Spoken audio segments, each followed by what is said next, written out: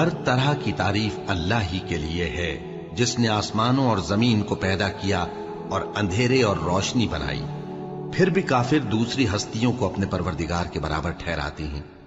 وہی تو ہے جس نے تم کو مٹی سے پیدا کیا، پھر مرنے کا ایک وقت مقرر کر دیا اور ایک مدت اس کے ہاں اور مقرر ہے، پھر بھی تمہیں کافروں اس بارے میں شک کرتے ہو۔ اور آسمان اور زمین میں وہی اللہ تو ہے، وہ تمہاری پوشیدہ اور ظاہر سب باتیں جانتا ہے، اور تم جو کام کرتے ہو وہ سب سے واقف ہے۔ اور اللہ کی نشانیوں میں سے کوئی نشانی ان لوگوں کے پاس نہیں آتی مگر یہ اس سے منہ پھیر لیتے ہیں۔